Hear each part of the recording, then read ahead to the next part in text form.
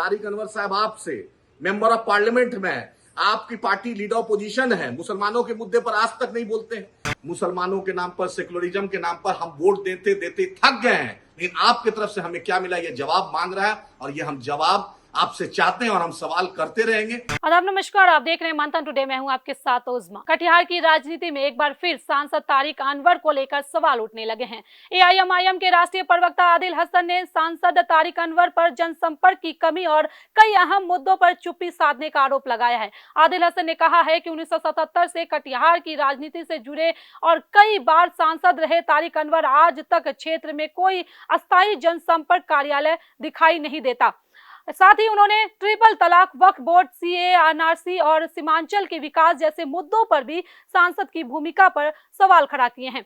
आइए सुनते हैं और समझते हैं कि आखिर क्या है ये आरोप और क्यों चर्चा में है यह बयान। अस्सलाम वालेकुम रहमतुल्लाह बरकातहू। आदाब दोस्तों, बुजुर्गों, अजीजों, मैं खासकर बलरामपुर बारसोई के लोगों की तरफ से हमारे जो माननीय सांसद तारिक अनवर साहब से मुखातिब हूं कि एमपी साहब, आप एमपी हैं और आज से नहीं है, 1977 से कटिहार से और आपका रिश्ता है।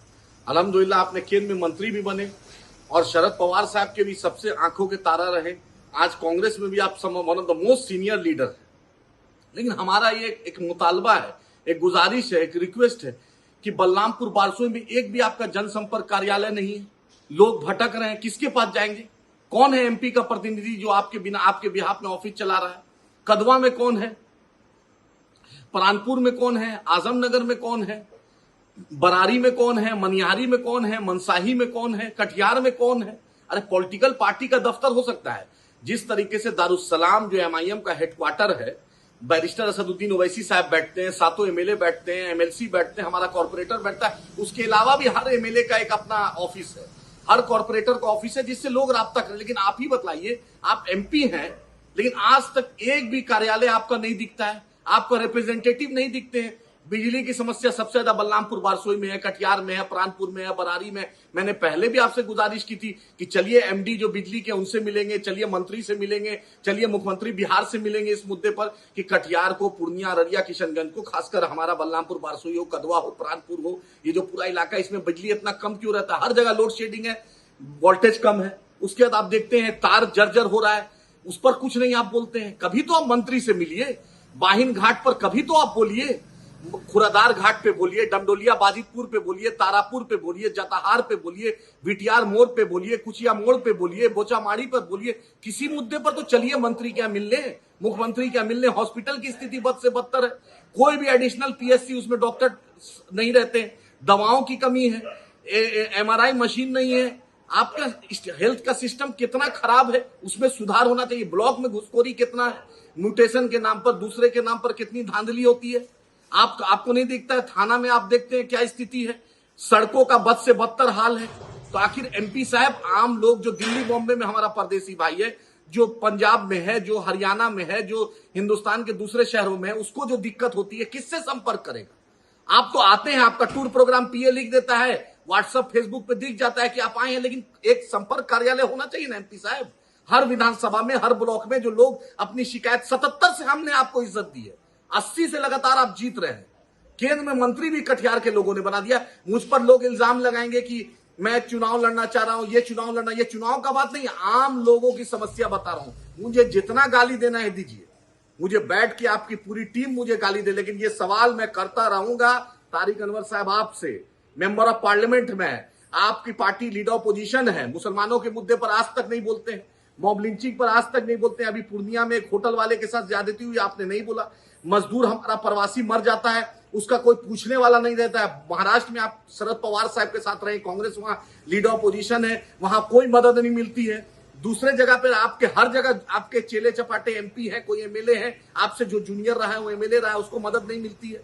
वो बेचारा परदेसी मजदूर का लाश आता है, कभी आप पूछ के नहीं जाते हैं उसके घर पर। बॉम्ब, महाराष्ट्र से शिकायत आ रही है, उनको मर्डर हुआ, उनके साथ ज्यादती हुई, उनका पिछिनतौरी हुआ, कुछ हुआ, कभी आप उसके घर में नहीं जाते। क्या आप सिर्फ मेंबर ऑफ पार्लियामेंट छट्टी, मुंडन, अकीका, जनेऊ के लिए गए हैं? जब भी जाइएगा बड़े लोग क्या जाइएगा। अरे मैं आम लोगों की समस्या आपको बता रहा हूं। बिजली कितनी समस्या है, ब्लॉक की घुसखोरी, सड़कों का बदहाल, बाहिन से लेकर खुरादार तक, डमडोलिया बाजितपुर तक, तारापुर तक, बीटीआर मोड़ तक। बतलाइए ना कब आप मिनिस्टर से मिले हैं, बतलाइए ना, प्रधानमंत्री से कब सीमांचल के मुद्दे पर, कटिहार के मुद्दे पर मिले हैं? बैरिस्टर साहब मिलते हैं, दूसरा एमपी लोग मिलता है। एएमयू किशनगंज पे कब बोले हैं आप? वक्फ बोर्ड पर आप कुछ नहीं बोले, भाजपा ने बिल लाया। ट्रिपल तलाक पे आप कुछ नहीं बोले, आपने नहीं बोला। मॉब लिंचिंग पर आप कुछ नहीं बोले, सीएनआरसी पर कुछ नहीं बोले। आखिर आप बोलिएगा कब? सौंफ खाकर कब तक रहिएगा? कटिहार पर कब तक ये काम कटिहार के लोग आपको एमपी बना देंगे? कोई एक आपका किसी भी बिरादरी का कोई एमएलए आपने लोकल किसी कटिहारी को नहीं बनने दिया? कोई एक की बरारी से सही, बलरामपुर से सही, कदवा से सही, प्राणपुर से सही, मनिहारी से सही, किसी एक को बना देते लीडर को कि कल भविष्य में करता। सिर्फ आखिर कटिहार के लोगों को आपने क्या दिया ये बताइए? पिछले 15-20 साल से एक भी फोटो आपके पास नहीं है प्रधानमंत्री के जाते हुए, किसी केंद्र मंत्री से मिलते हुए, बिहार के मुख्यमंत्री से मिलते हुए, बिहार के मिनिस्टर से मिलते हुए। कभी मुख्यमंत्री नीतीश जी क्या नहीं जा गया? अभी सम्राट चौधरी जी आए हैं, मंत्री लोग आए हैं वाहिन के लिए, दूसरा पुल के लिए। बंगाल में अभी सरकार भाजपा की बनी है, केंद्र में नितिन गडकरी जी आपसे जूनियर है। बोलिए डमडोली वाहिन का घाट, जो तारापुर का घाट जो बंगाल बिहार से जोड़ता है, वो सब बने। 4 लेन बनना था कुशीदा वाला, उस पर नहीं बोले हैं। रायगंज तक 4 लेन बना, उस पर नहीं बोले। Super speciality hospital Balrampur Barsoi में बने, कटिहार में बने, तो ट्रॉमा सेंटर टाइप का हॉस्पिटल बने ताकि लोग को दिक्कत नहीं हो, जो एक्सीडेंट हो जाता है 4 लेन पर इलाज हो। उस आज भी हॉस्पिटल में सांप काटने से, अभी बरसात का दिन आ रहा है, सांप काटने का मामला आएगा, उस पर आप कभी रिव्यू मीटिंग नहीं किए? हॉस्पिटल सब में एंटीवेनम है कि नहीं? बाढ़ की समस्या है, कोई मीटिंग आपने नहीं की है कि घर डूबेगा मेरा, बस आ जाइएगा आंसू देखा कि उस पर भी आपको कंधा में लाद कर लोग पार कराएगा। तो कटिहार के लोग, पूरे सीमांचल के लोग, और आप सबसे सीनियर मेंबर ऑफ पार्लियामेंट हैं, मंत्री भी रहे। हमारा सवाल, मुझे जितनी भी गाली दीजिएगा मैं तैयार हूं, लेकिन कटिहार में जनसंपर्क ऑफिस कब खुलेगा? बलरामपुर में कब खुलेगा? आम लोग जो आपको वोट दिया है, मुसलमानों के नाम पर, सेकुलरिज्म के नाम पर हम वोट देते देते थक गए हैं, लेकिन आपकी तरफ से हमें क्या मिला? ये जवाब मांग रहा है, और ये हम जवाब आपसे चाहते हैं और हम सवाल करते रहेंगे। बलरामपुर बारसोई हो, कदवा हो, प्राणपुर हो, बरारी हो, मनिहारी हो, कटिहार हो, कोड़ा हो, आप मेंबर ऑफ पार्लियामेंट चुने हैं तो सवाल सुनना पड़ेगा और जवाब देना पड़ेगा। मैं भी, अगर मुझे भी अल्लाह मौका देगा तो मैं भी सवाल सुनने के लिए तैयार हूं। अख्तर उल इमान साहब भी हैं, बैरिस्टर असदुद्दीन ओवैसी साहब भी जनता का सवाल सुनते हैं, लेकिन आपको भी ये बताना पड़ेगा कि कटिहार के लोग ने आपको जिताया, जनसंपर्क कार्यालय क्यों नहीं है? हमारी फरियाद कौन सुनेगा? कब तक ये ड्रामा चलेगा आपका आने जाने वाला? हमारे मुद्दे पर मुख्यमंत्री से, प्रधानमंत्री से, मंत्रियों से आप कब मिलिएगा? उम्मीद है कि इस पर आप जवाब दीजिएगा, हम आपके जवाब का इंतजार है।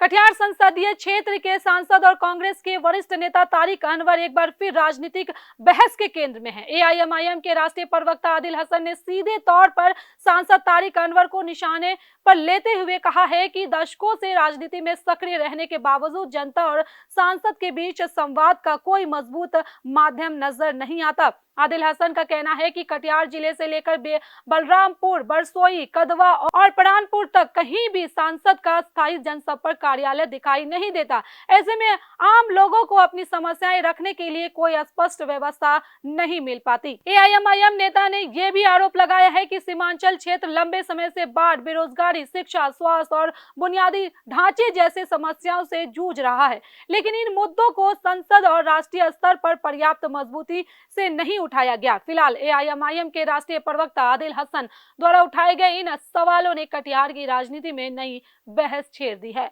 अब देखना होगा कि सांसद तारिक अनवर या कांग्रेस की ओर से इन आरोपों पर क्या प्रतिक्रिया सामने आती है और जनता के बीच इस मुद्दे का कितना असर पड़ता है। चलिए फिलहाल इस खबर में बस इतना ही। देश दुनिया की ऐसी तमाम बड़ी खबरों के लिए बने रहे मंथन टुडे के साथ साथ ही हमारे चैनल को लाइक करें, सब्सक्राइब करें, फॉलो करें और निष्पक्ष पत्रकारिता देखना है तो देखते रहे मंथन टुडे। बहुत बहुत शुक्रिया।